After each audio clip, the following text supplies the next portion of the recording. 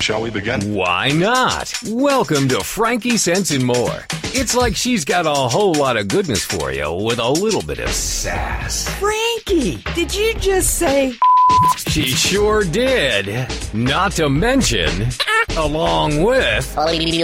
Whoops. Join us now as Frankie Picasso and her new co-host mix it up with authors, musicians, and interviews with... Shall we begin? Why not? Welcome to Frankie Sense and More. It's like she's got a whole lot of goodness for you with a little bit of sass. Frankie, did you just say... She sure did. Not to mention, along with... Whoops. Join us now as Frankie Picasso and her new co-host mix it up with authors, musicians, and interviews with world-changing people. Let's begin, pal. Okay, let's begin now, because it only makes sense. Well, hello there, and welcome to Frankie Sense and More. My pleasure to have all of you joining us today, and I'm really, really excited about today's show. And before I introduce you to our guest, we have a bit of news. So Fred is always going to tell you the good news story, but I have some good news too, so I'm going to, just kick it off here. Fred, this week I was invited to be a speaker at the Women's Economic Forum. And also I was advised, I'm getting all these hits here. I'm sorry. What are you saying, Karina, to me?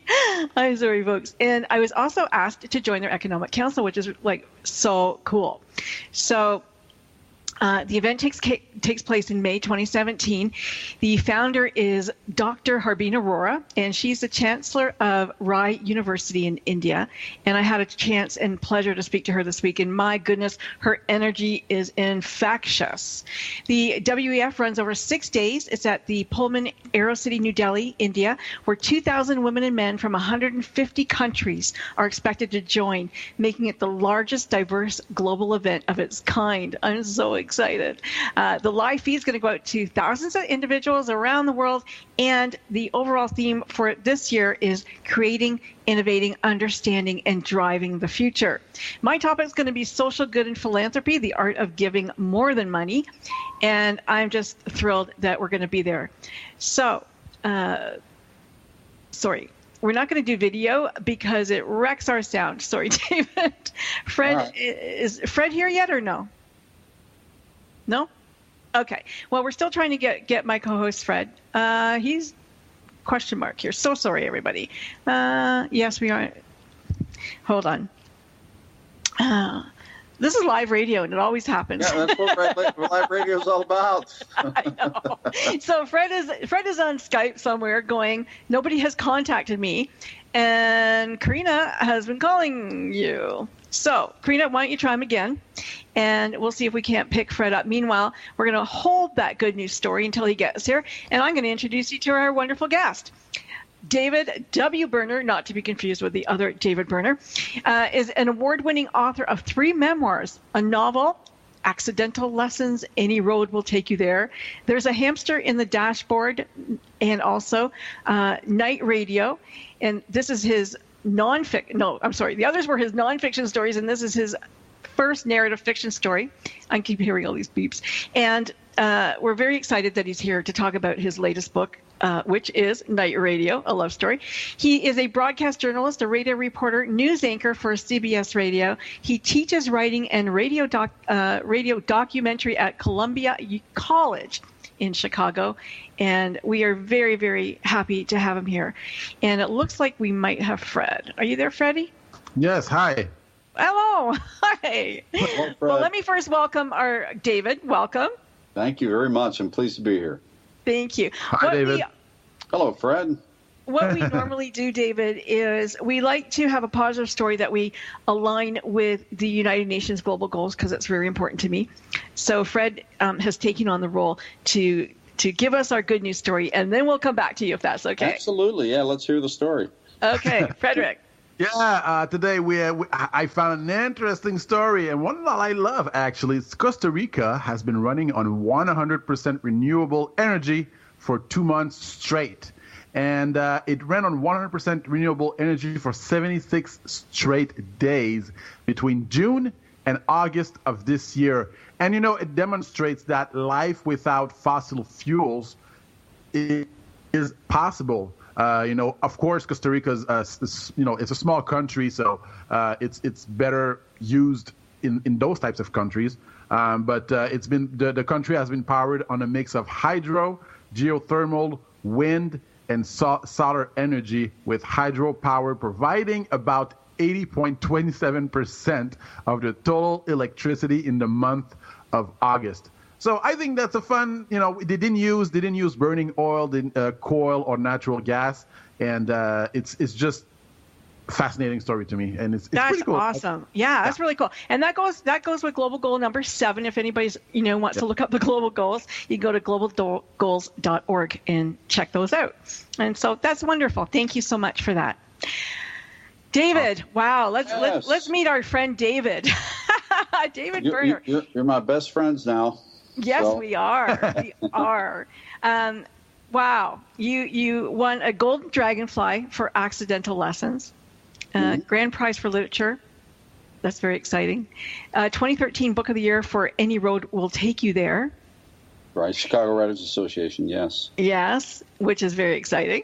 And what else did you do here? So many awards. Book Award in 2015. There's a hamster in the dashboard for his little animal book, which is so cute. A collection of essays, which I think is just wonderful. And, I have to say that you probably didn't think I would get through your book last night, but I did. I read the whole thing. We got you a copy kind of quickly, but I appreciate that, yeah. And I loved that book. I really did. I want to hear more about why you loved it, because I need love. But, okay. Night Radio, a love story. It was a love story to rock and roll, a love story about love, wondering what love is. And I think just reading the descriptions of your other books, I think there's a whole lot of David in that fictional book. Well, I've said this before. The book is truly fiction. However, there isn't a fiction writer in the world worth his, stuff here, or her stuff, if he's telling people that his fiction books don't have a little bit of him or her in them. I think that's impossible to do. So yes, there are elements that are experiential in there that are close to reality, but I want to be clear, so I don't have any libel lawsuits. Nothing in there is truly true, but there's some stuff that's experientially close. Okay, so you came from Pittsburgh. I did. I grew up there. Right. Okay, and so did young Jake. Yes, Jake did. In the book, Jake did, and I'm sure you were an intern somewhere.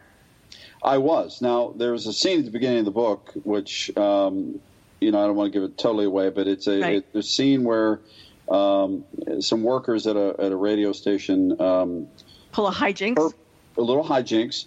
Purposely strip down the news director while he's on the air, and that actually did happen. I knew that happened. That wasn't quite as provocative.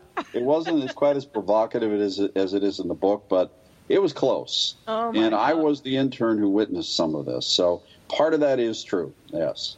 And did it happen to you too? It did not. So, okay. That was wishful thinking. Yeah, there's a little bit of an element in the story where it happens to Jake, the protagonist in the character, to some extent. Yeah, but no, that did not. Maybe that was wishful thinking to me, but it was. It helped to develop the character of Jake, to show a little bit of his, his conflict between what really is love and what really is just titillation and lust, and his, sort of that 18, 19-year-old boy kind of trying to figure it all out. So, did you learn something writing? Did you learn something writing about it? When you write, something that's close to your real life, it makes you reflect a little bit sometimes. Did you reflect on these? There's no doubt. There's one of my favorite nonfiction writers, Joan Didion, said one time that she writes to find out what she's thinking. And I love that, because I think that's, I don't want to equate myself with Joan Didion, but I think that there is an element to that. People ask me if I write, outlines and things like that. Not really. I kind of just write and find out where it's going to go. It's at least with fiction. With nonfiction, I have a little bit of a kind of a bullet list maybe. But with fiction, I kind of know where it's going generally, but I know this sounds kind of Zen-like or something, but, deep inside, I really feel that the story is already there. I just have to find out how to get it out. Oh, yeah. So that's kind of the process. Yeah, so the reflective part really comes. I had an interview one time where somebody, asked me if I was truly writing about the conflict that maybe I had or anybody at the age of 20 might have, especially male, about what is love. What am I really dealing with here?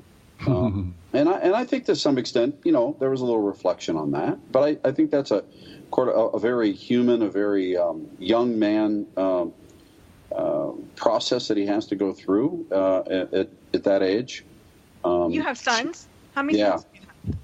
So I think that's true. I did reflect. I did reflect. I even, I look back at my radio career too, and to some extent through all that. So yeah, very much so. You have a son or sons?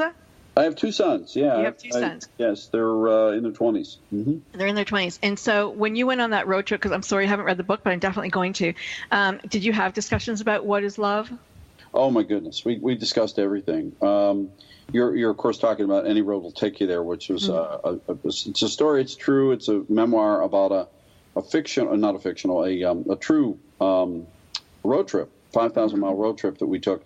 That was purposeful. It came after a revelation about my father and his father, and I started to sort of re-examine. I'm like, well, is the DNA in me, and am I going to screw up too?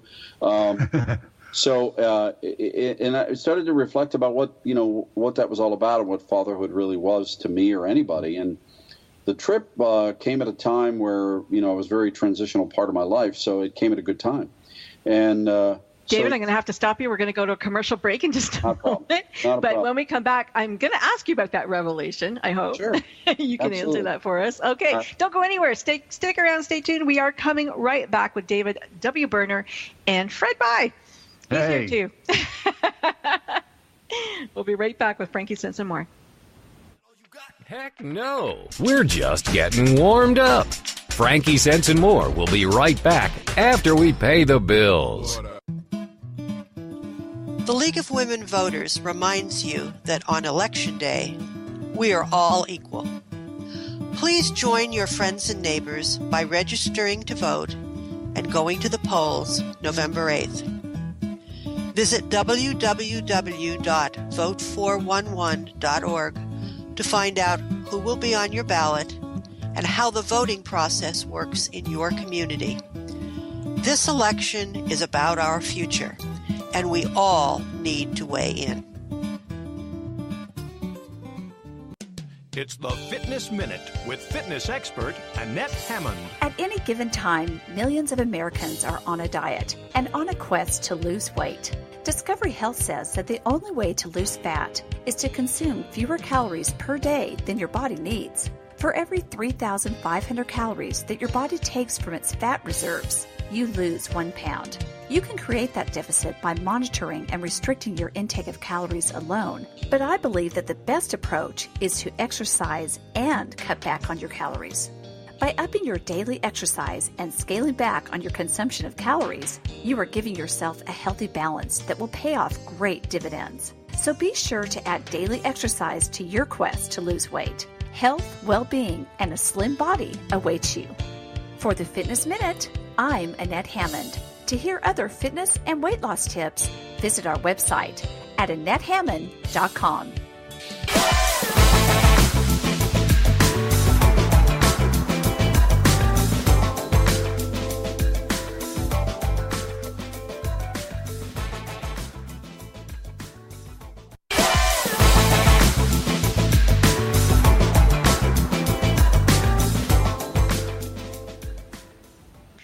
And we're back. I am your host, Frankie Picasso. My co-host is Frederick By, and hello. Guest today is David Berner. And David, you mentioned that you were on a road trip with your two boys. It was what your book, Any Road Will Take You There, which I'm assuming was from George Harrison. Actually, that's where the name came from. George Harrison's song. Yes, that's correct. Yeah. That's great. And can I ask you, are you were you born in the 50s? Because I was born in 1956. Oh, okay. Same year as my husband. Yeah. I was born in 57. And, I was going to ask you another question, but I am going to say this because you did mention it in the book, and it came up, and I thought, the guys were hanging around later on in life, and was that the greatest era? Were the 60s, should you have been born in the 60s, or should you have been born, been alive and really up and running? Would you have been, gone to Woodstock or in the 50s like we were? And I just have to say, for me, I think that I was so glad to be growing up in the 70s because we had the best music ever. Why? You didn't have Michael Jackson as a solo artist? No, we had the best. I think that in our formative years, our coming of age years, all the music sounds good to us. That's our music, So whatever era that was just tends to be the era. Not to say that I don't listen to some great music now, but that late 60s, early 70s music for me is just stuck in my brain. Oh, man. When my kids who are now, late 20s, early 30s, go back and listen to the 70s, they're buying albums from the 70s. Sure. They're buying those artists. And I have to say, that tells me something that it was still the greatest music in the world. The 80s was a blur. Who cares about the Blondie and, all those people? But why was it a blur? It wasn't a blur. For me, it was a blur. Oh, okay. A little bit of a blur. But my kids, my kids were born in the 90s, so 90s. Yeah, me too. For me. Yeah. But the music, the music is a really big part of night radio. I mean, it's sort of the soundtrack of the book. It is. Yeah. In a lot of ways, and I think that that's very true for a lot of us. The music that we grew up with, the music that became, our music during our coming of age years and college years or whatever. That music is really, it's going to sound very hokey, but it's true. It's sort of the soundtrack of our life, and it evokes something really meaningful. It totally does. But, you can go around the country, and I'm in Canada, and Fred's in Montreal as well, and you go through the states. And, here we got Q107. It's classic rock all the way, every day, all the stuff that we listen to. And it's like one of the most popular radio stations. It's not like, a substation. It's a major radio station. Absolutely. And they're still playing classic rock. They're not playing, Glenn Miller or whatever, but what would be the biggest difference between, let's say, today's music and back in the 70s? Like, what do you see? And I know, David, you're deep into music. I mean, what do you see? Why was it so magical? Because it held up. Well, it held up. What does that mean? It does hold up. I mean, there's no question it holds up. And if I brought this up a couple of my son who loves metal music. One of my younger sons loves metal music. And, you ask even the people who are of 25 or 30 years old today, great musicians of today, and say, who influenced you? And they name the people from the 60s and the 70s. Right. They name Bob Dylan. They name John Lennon. They name Led Zeppelin. So something's there. Mm-hmm. I mean, the lead singer for Rage Against the Machine is a Bob Dylan nut. Yeah. So there's something that resonates, and to me, it's the lyrics. But that's me. So yeah, they just came out with a new musical. And it just went out of my head because I wanted to talk about it for a minute. But James Taylor and Carole King. It's a new musical about Carole King and her music. And do you know who she is, Fred? No. No, I know. My daughter-in-law didn't know who she was either. And I'm like, what? You don't know who Carole King is? Yeah. Do you know who James Taylor is? Well, Aretha Franklin's You Make Me Feel Like a Natural Woman. That's Carole King's music. Like her music, so many people play her music, and she's been responsible for so many hit songs, like unbelievable, that they actually just came out with a Broadway musical about her. Okay, so you'll have to look her up. Look up. Well, look, I'm a Michael Jackson nut, so I know you are. Okay, I know you are. But for me, it was the band. Yeah. CCR, I love CCR. Joni Mitchell, For sure, the Beatles, the Eagles, Steely Dan. I love Steely Dan. James Taylor. I went to James Taylor Carole King concert. I interviewed James' sister Kate a couple years ago when I had a music show, the Frankie and Johnny Music Hour, and she invited me to Boston to see her and her brother. And it was like the best concert I've ever been to in my life. And I've been to a lot of concerts, but it was just so amazing to go to that. And it was like just like the cream on the crop of everything that I've seen, you know. And so did you find then with that sort of sensitivity, did you find when you read Night Radio that the music is what pulled you through it? Because you sound very connected to that era.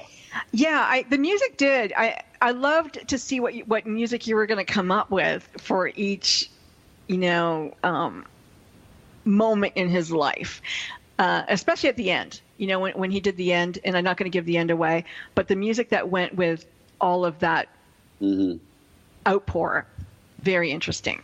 Very interesting. Yeah. But Neil Young was a big influence on me. I mean, he's Canadian. I was, 12, 13 years old. Rush was, my first high school band. And then I moved to Louisville. And the bands that came where I worked, was Bob Seger and Lynyrd Skynyrd and Charlie Daniels. And all of those guys played in my bar. I mean, like, these were guys that, we hung out with. Right? Wow. Yeah. I mean, it's crazy.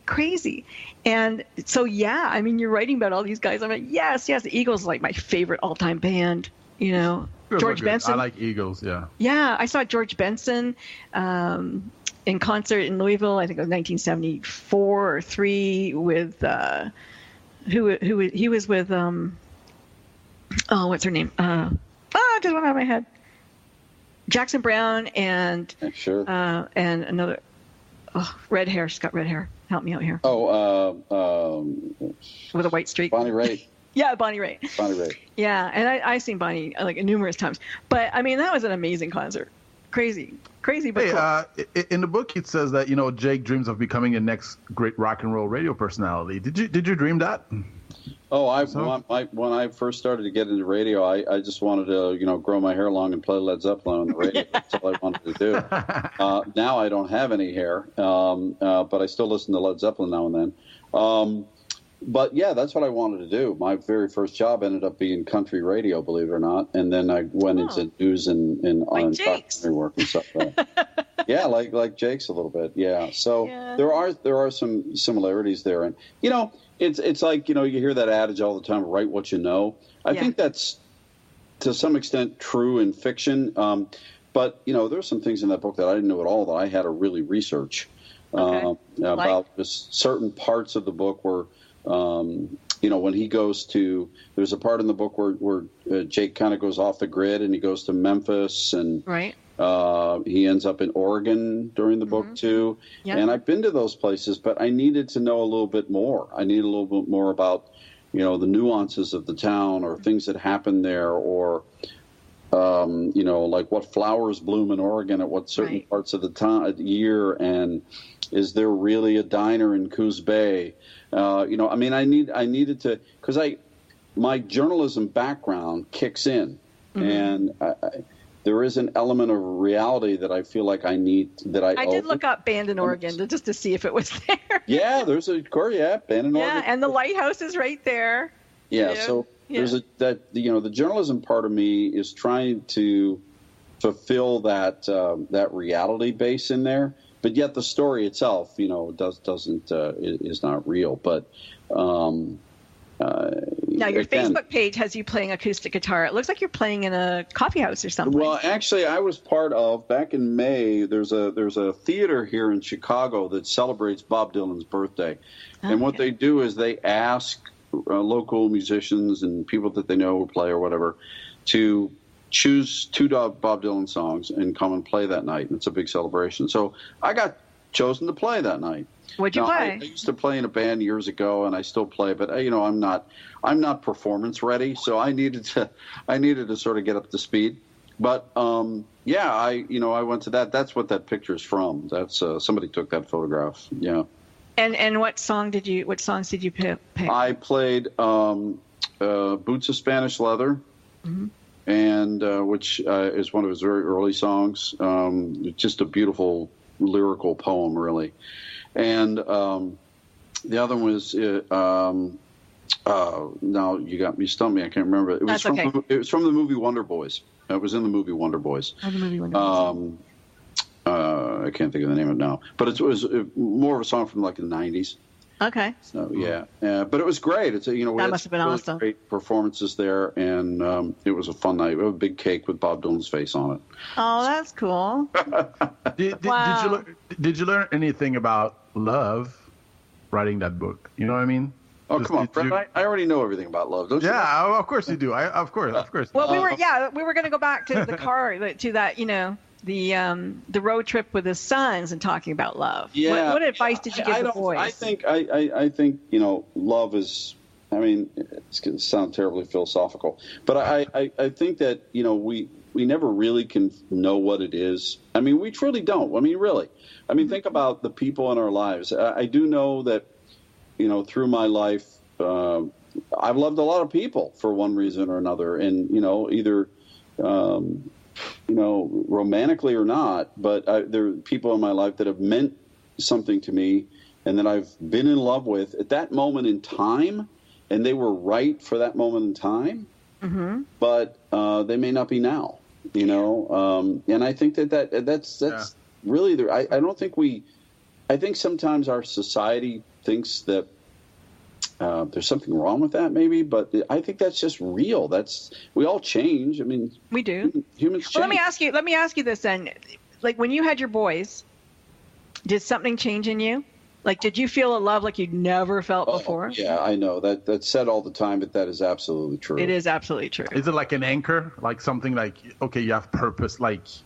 It grounds you. Yeah, it's also, and I think in Any Road Will Take You There, I think I talk about that, about how, oh my God, I'm a father, and I not only have responsibility, but I have control over these lives. Yeah. That's well, we have to go to a break. I'm sorry. I hate to stop us there because I really want to talk a little bit more about this. It's fascinating. And Fred, you're going to learn something. But we're going to come back in just a moment. Don't go anywhere. We're going to come back, and David Berner is still going to be here, hopefully, and Fred's still going to be here, too. Stay tuned. Yeah, stay tuned. Go to the bathroom. You can do that, and then you can come back. Heck no. We're just getting warmed up. Frankie Sense and More will be right back after we pay the bills. In today's business world, a helping hand or idea that doesn't come with an invoice is a treasured find. And if that happens to you, then you need to pay it forward to keep other entrepreneurs from making mistakes or getting a raw deal. It's called Paying It Forward with Josephine Gerasi, Wednesday mornings at 9 a.m. Central. Josephine is going to have the guests describe their accomplishments, the lessons they've learned, both good and bad, and then sharing those pieces of knowledge as we create a movement of paying it forward. For more information about Josephine, her business, and background, you can go to mymomknowsbest.com. Josephine Gerasi has always been a problem solver. She saw this need and has turned it into a movement. It's Paying It Forward with tips, tools, and advice and hard lessons learned. These pieces of knowledge can make a huge difference for you, your business, and others. So join us for Paying It Forward with Josephine Gerasi, Wednesday mornings at 10 a.m., 9 a.m. Central on TogiNet.com. It's the Fitness Minute with fitness expert Annette Hammond. Golf is a good way to supplement your fitness program, but watch out for golf injuries. The most common occur in the low back, elbows, shoulders, hands, and wrists, and are defined as either cumulative from overuse or acute traumatic injuries. The impact and stress of the repetitive motion of the swing is sometimes hard on the muscles and joints. The Mayo Clinic says it's important to consider ways to reduce your risk of golf injuries. They recommend that you warm up first. Be sure to start slowly, work up to your desired level of play. Strengthen your muscles to protect your joints and reduce your risk of injury and build up your endurance. Focus on flexibility and keep your muscles pliable, strong, and flexible. For the Fitness Minute, I'm Annette Hammond. If you're a fan of Fitness Minute, like us on Facebook.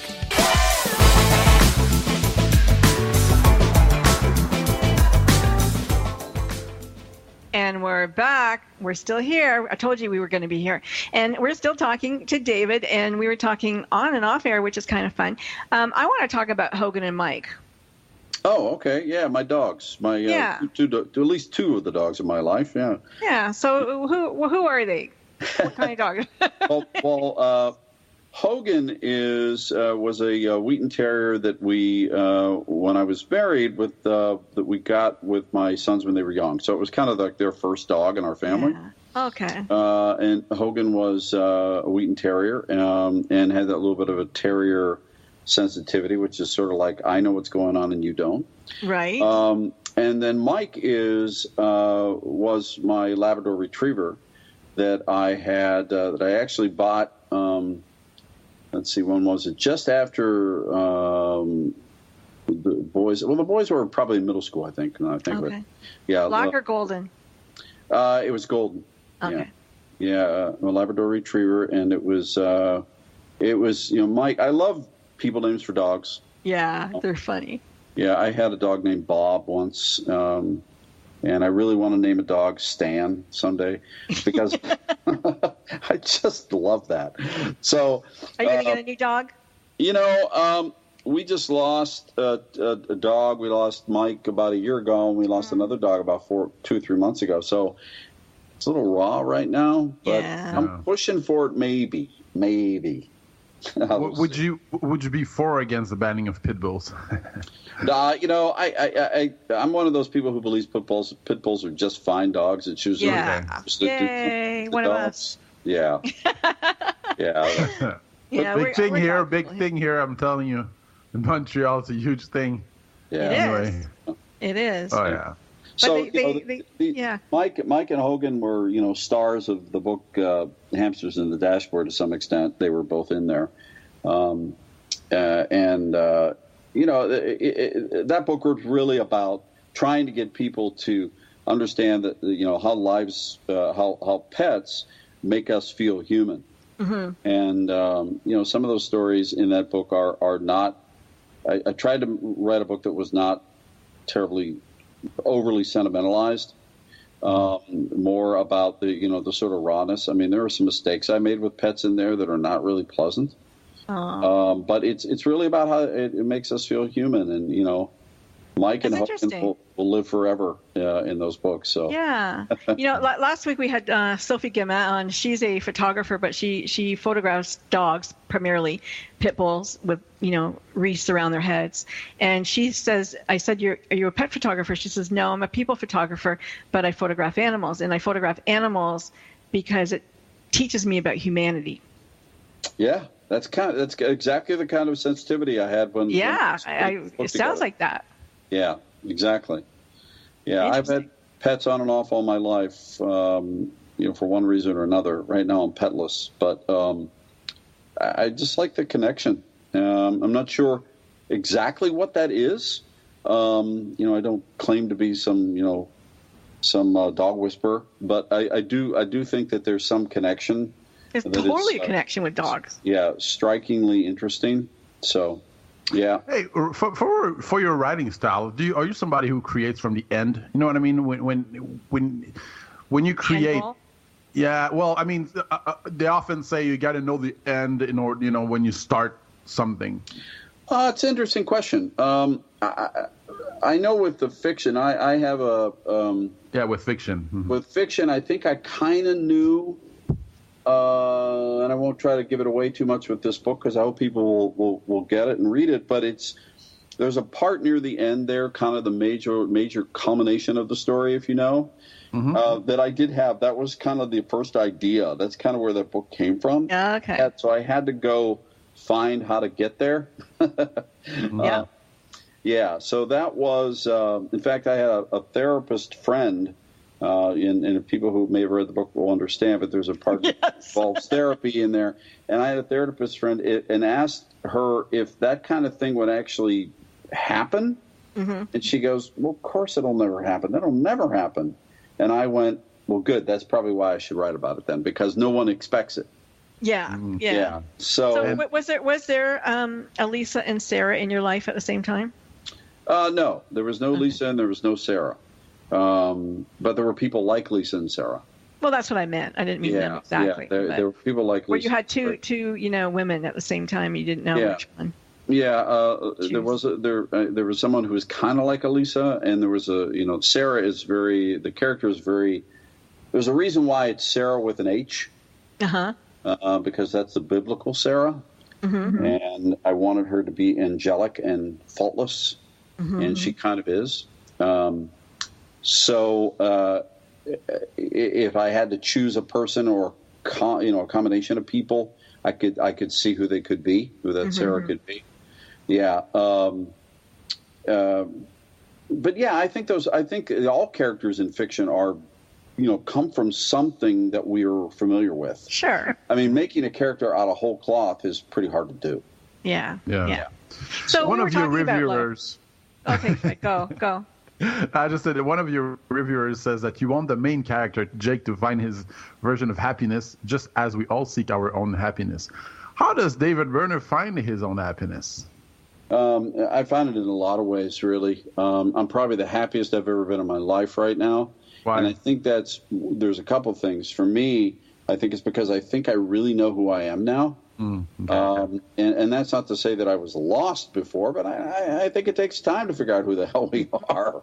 And then, creatively, which has always been a big part of my life, creating music or creating lyrics or writing or, even journalism, creating in a way, that's very important to me. I have to be able to express.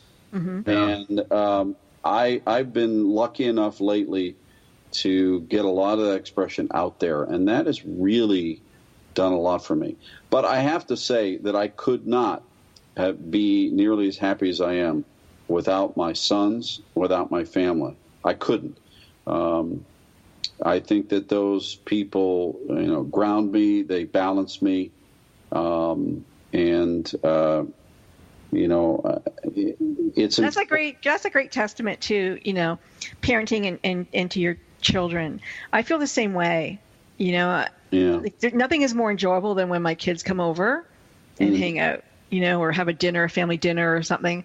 It's the most fun. It's like more fun than anything for me. And when you see them be successful in every facet of that, whatever that may mean, and be just happy. I mean, when they're smiling, that is the best thing in the world.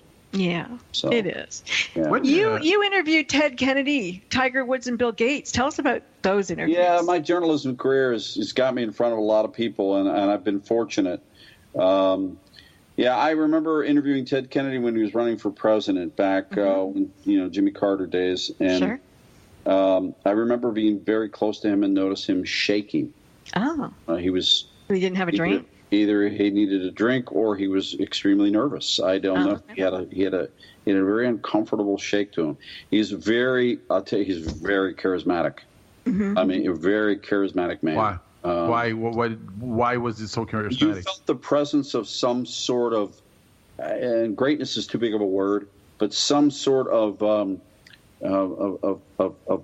pillar of something there with him, and it's probably what many people felt with Jack Kennedy or Bobby Kennedy. There was something particularly just extremely charismatic about. Well, people like Joe a lot too. I mean, I think that it may have just run in their genes. Yeah.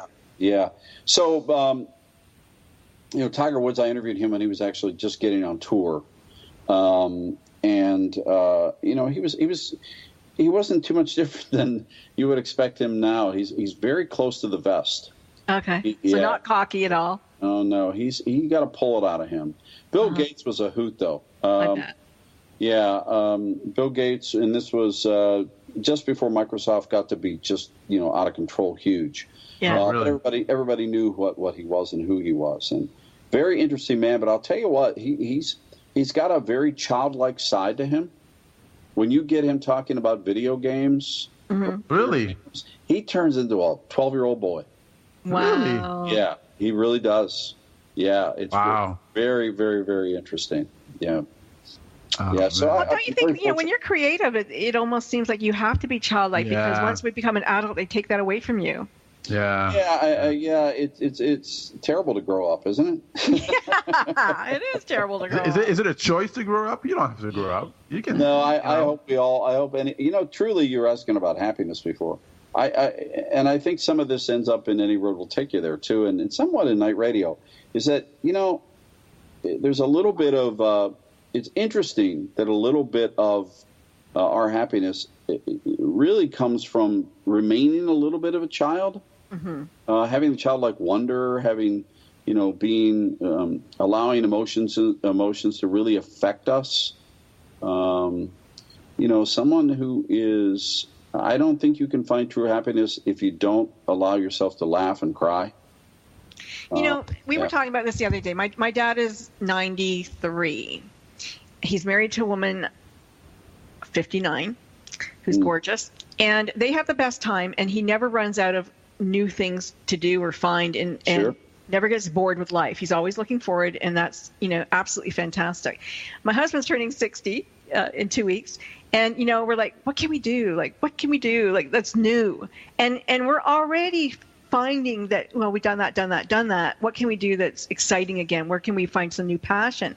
And it's, besides the creative process, because he's a songwriter too, and I'm a drummer, but, and a writer, but, I want to do other things. And some stuff is just like, wow, how does he keep going forward at 90 when at 60 we're kind of feeling like, we've done that, been there, done that. Have you found anything like that in your life? What I think I've done is not necessarily found new things, but gone back to things that I've neglected. Okay. I like that. Like what? Playing guitar more often. Listening to new music that isn't from the 60s and 70s. I'm in love with Jason Isbell right now. If you don't know who he is just one of the best lyrical writers right now. He is so good. And he's very of today. So, I think going back to some of the old stuff is good. Yeah. Yeah. Well, we're going to go to a commercial break in just a few minutes. No, less than a minute, I think, here. I want to go back to the Revelation when we come back. Okay. Sure. Yeah, we're going to talk about that. And we got 30 seconds. Okay, so we're going to talk about the Revelation. I want to talk about, is there a special woman in your life right now? Oh, yes, there is. Very, very special. Yeah. Okay, we're going to talk about her and why she's so special. I'm sure she loves that. Yeah, I'm sure she does too. Who doesn't have you written her a song? I have. Okay. Yeah, cool. I've written her a couple of songs actually. Nice. Yeah. Okay, wow, perfect. You're very, very intuitive there, Frankie. Frankie. Okay, hold on. You're going to call me Jackie, weren't you? We're going to a break. We'll be right back. Just getting warmed up. Frankie Sense and More will be right back after we pay the bills. It's the Fitness Minute with fitness expert Annette Hammond. To lose weight, we know that each day we need to burn more calories than we take in through eating, and exercise burns more calories. According to Discovery Health, a 150-pound person will burn about 60 calories while taking a 1-hour nap. 1 hour of sitting and watching television burns about the same. But if that 150-pound person takes a 1-hour brisk walk, then say goodbye to more than 250 calories. Cardio exercise like running, biking, swimming, and brisk walking are the best modes of exercise to burn the highest amount of calories and will get the endorphins flowing in your body. Those feel-good neurotransmitters boost your mood naturally. So use exercise to burn calories, lose weight, and to feel good. I'm Annette Hammond. To hear other fitness and weight loss tips, visit our website at AnnetteHammond.com. It's the Fitness Minute with fitness expert Annette Hammond. According to Fitness Magazine, the majority of us are getting enough protein. Most nutritionists agree that active women need about 0.5 gram per pound a day, or approximately 65 grams for a 130-pound woman. The USDA reports that most of us, even vegetarians, are eating 69 grams of protein daily, so we are good. If you are as active as recommended and exercise for more than an hour, 5 or more days a week, you should increase your protein intake to 0.75 grams per pound. Eating protein within 30 to 45 minutes after you work out rebuilds and repairs the micro tears in muscle tissue that occurs when you exercise. Taking in protein right after you work out will make you feel less sore the next day and increases your lean muscle mass. I'm Annette Hammond.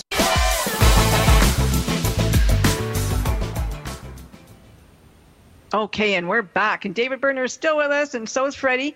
And I am your host, Frankie Picasso, and you are listening to Frankie Sense and More.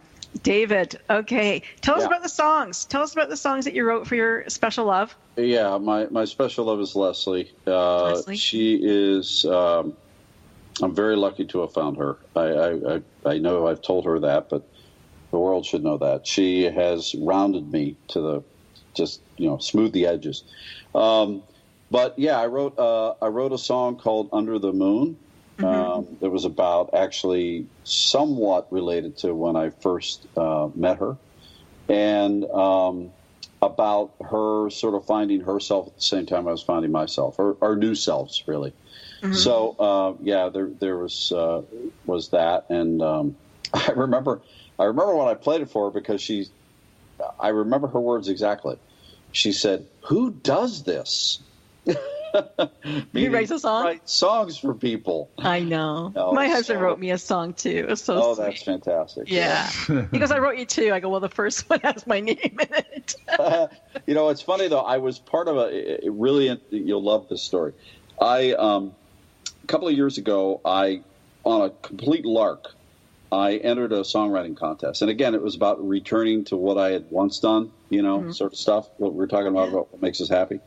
And I entered 2 songs, and one was I had written about my sons when they were in high school, which is really about a song about, getting through the troubles of growing up. Sure. And the other song was Under the Moon, which I'd written for Leslie. And I sent both off to the songwriting competition and never thought anything of it. I mean, it was just a whim. And I get a email that says, "You're one of our finalists, and we'd like you to come to the venue and perform the song." Congratulations. But the song that they picked was not hers. Oh, no. Well, you know what? That's the more personal song, maybe. Yeah, and they're both I said, you want to drive to Virginia with me and do this? And she said, yeah. And I said, well, good news and bad news. We're going to go to this. Not your song. But maybe you could have gone, well, let me just perform it for you. Maybe you'll like it better than. Yeah. So it was a lot of, that was quite a hoot of that was like going back to my old rock and roll days when I had the chance to do that a few years ago. So. Yeah. Wow. Hey, your book, just going back to your book is literary fiction, right? Yeah, Night Radio. And I would categorize it that, yeah. Yeah. And were you worried about, because so many people struggle with, I need to do genre fiction, it has to be in one category, or were you not worried about that? You were just like, I'm just going to write what I want to write. I just write what's in my heart. I mean, I know that sounds kind of cliche and all that, but I really do. I don't think about that. I don't think about, I need to put vampires in this book to make it sell. I don't think about that. Mm-hmm. I just that never crosses my mind ever. That probably is good and bad. I remember with Any Road Will Take You There, I had an agent at the time who was pushing the book, and she kept saying you're getting some great rejections, which means the rejections were very this is great, really like this, but we're not going to do it for this reason. So we finally did find a home for it, but I kept saying to her, do I need to put, magical, whimsical vampires in here to make people interested? Because that was the hot thing at the time. Right. And it was a joke, really, because I can't. I've had people say to me, hey, you really write well. Why don't you write a good suspense novel? And I'm like, I'm not interested in suspense novels. So, it's not me. I write what I write. So. Have you checked out the show Roadies? Yeah, I know the show Roadies. I have to be honest with you. I watched it the very first time and could not stand it. Really? Oh, my God. It became my most favorite show. I watched it to the end, and I'm sitting here going, please make more, and they're not going to. I loved it.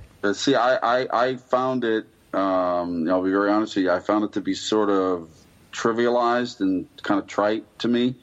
And I really had a lot of hopes for the Martin Scorsese HBO thing, too. I forget the name of it now.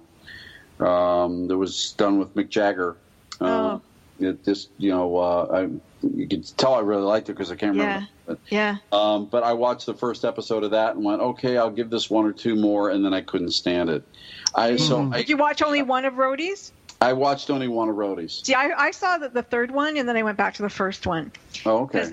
I really liked it, and they had amazing musicians on, and like Jim Jensen and I mean they just had amazing musicians on every show, and they played a song of the day, and it was great. Oh my gosh, go try the second one. Well, maybe I need to go a little deeper into that. I'll tell you what, though, on the same vein, one of my favorite movies of all time is Almost Famous. Yes. That's Danny's favorite movie of all time. Is Almost Famous. I love that movie. I cry and I sing Tiny Dancer with the people in the bus every time. So yes. Same. Yeah. I love it. I love it, and I felt so sad that they weren't going to renew it. But I always think that shows like that aren't mainstream, it's harder. It's harder to sell. Oh yeah. But I love it. And I think that's. But those are the kind I like. I think that's even true for the books that I've written. Yeah. There's a whole genre really of rock and roll books. Yeah, and I think to some extent, night radio has a certain kind of audience. Whale music, even, like I'm thinking. Do you have like a creative process? Like, do you walk in the forest every day, or do you have a ritual, something that puts you in the mood to create? Not really. I've done writing workshops before where people say, where do you get your inspiration, or where's the muse, or how do you get over writer's block? Well, my answer to that is kind of blunt, that there is no such thing as writer's block. Why? It's just you don't want to write. Yeah. Yeah, it's like. Well, do you make yourself sit down from 6 to 8 or something like that? Or sometimes I've done that. That, and sometimes I get 2 paragraphs in, and sometimes I get 1,500 words in. I mean, but I really do believe that the act of writing, the writing process, is about the work. Mm-hmm. It really is. It's like going to work out. It's like it's time to go work out. I don't feel like working out, but I'm going to work out. Yeah. Do you think that like the writer's block thing is because oftentimes artists have a deadline? Oh, geez. So then they go from their heart or soul to their head. Because I have a deadline, and that's when you cannot create. Really? I find it easier to create with a deadline. Yeah. I come from a broadcast. Maybe that's a journalism. Yeah, it's a journalism. Yeah, it is part of that. And my son, who's a videographer and an editor in Seattle, he works much better under pressure about that. And when he's got a pressure and deadline, that's when he gets his most creative. So it's really interesting. Yeah. Okay. Yeah. I see that. Mm-hmm. Yeah. I'm the same way. You don't overthink it when you have a deadline. You're sort of like, this is it. Yeah. Yeah. Gotta do it. Just gotta write. Boom. Yeah, but I back to your original question, I like to write in coffee shops because I like the noise and the people and the sounds and the coffee. I don't like to be holed up alone in a quiet little place. I don't do as well in that. Interesting. I do better with a little chaos around me. My desk is chaos, but I need the silence. Where did you go on that road trip? I want to know. Well, we kind of somewhat patterned the Kerouac's travels on the road a little bit. Okay. So we went from Chicago along Route 6 through Iowa, across the country to near Salt Lake, and then to San Francisco. Spent a couple days in San Francisco, went down through L.A., then to the Four Corners, down to which one of the most spiritual places I've ever been in my life is Navajo Nation. I don't know how you feel or are connected in any way to Native Americans, but that place, there was something about that place that I still physically feel because of me being there. Yeah, it's an amazing, amazing place. Something connected with me there. I don't know. It's probably something I need to write about. But then we went from there to Santa Fe and then back up to Denver, which is one of my buddy in the book, who's also in the story, lives, and then back to Chicago. So just about 5,000 miles. I love Santa Fe. Denver, but Boulder I loved. Yeah. Yeah. Mm-hmm. Yep. And Pikes Peak is kind of cool. Yeah, and absolutely. There's places in Colorado that are really neat. But I did that trip. I did very similar. And did you go through the Redwoods into Upper California? Not on this particular trip, not on that one, but I've been to the Redwoods before. Yeah, they're awesome. Yeah, and I've my son lives, as I mentioned, he lives in Seattle, so I've been to Seattle too, which is become one of my favorite places. The Pacific Northwest is pretty amazing. Yeah, my daughter just did the trip down to California because she moved there. She's getting engaged, and I said, "You have to go to Monument Valley. You have to go." Yeah, it's pretty amazing. Yeah, it is. But travel and place end up being very important in a lot of the books that I've written too, especially Night Radio. I mean, he goes to Oregon because it's the place I wanted him to be. Mm-hmm. He goes to Memphis because there's something there for him. I love Memphis. So place is really, really, it can be very important in the story. Almost as important as the characters. I agree. Yeah. Do you see the place? Do you see the place when you do you see it in your head or? Oh yeah. Yeah. But you're not creating it. You have to have the natural. Well, there's a little bit of both. I have to have a little bit of maybe of something that's real. Like there's a scene in Night Radio where they're in a diner in Coos Bay, Oregon. Well, I know Coos Bay and I know there's a diner there, but did I actually go in that diner and know everything about that diner? Not necessarily. But I have a picture in my head of the two of them sitting in that diner, and it's a corner booth, and I have it in my head, and I know that for sure. Mm-hmm. I'm going to stop you guys right there for a minute because we are coming to the end of the show. I want to make sure that we get David's particulars. And I want you guys, if you're listening, go to Amazon.com right now. Check out Any Road Will Take You There. Check out Accidental Lessons. Check out Night Radio, the book that we've been talking about, because it is fantastic. And also there's a hamster in the dashboard. You can check that one out too. David, your website is? David W Berner, BERNER.com, and you can find a lot of things there. There's some news about a book that will be coming out in April of mine called October Song, which is based a little bit on that songwriting competition. Oh, cool. So that's there, but yeah, I'm real easy to find. Yeah. Have you thought about doing an audio version of that book, and you can play the songs? And it's funny. I've just been talking to a friend of mine in the radio industry here in Chicago about turning Night Radio into audio. Whether it will be or not, I'm not sure, but we're in a very preliminary discussion about that. So that would be fun. Yeah, I think there could make a lot of sense to that. So we're talking about it. I've never done an audio book before, never had one produced before, but this might be the one that makes a lot of sense. Would you like to narrate it yourself? Absolutely. I think I'm too old sounding for the character Jake. No, you're Jake in the future. Yeah, your future Jake. Yeah, I think the person I'm thinking about right now has a little more of a younger sound. And Jake, half of the book is Jake at about 21. So we have to say goodbye to you, David Berner. It was a real pleasure. You're our new best friend. Thank you for joining us. Yeah, thank you very much. Write a review on Amazon for me. I will definitely write a review for you. Don't worry about that. Thank you so much. It's a pleasure talking to you guys. You guys are a lot of fun. Thank you so much. Thank you, David. Thank you. Bye, Take Fred. care. Bye-bye, Frankie. Thank you, Karina. Talk to you later. Bye. Hit Rash Production.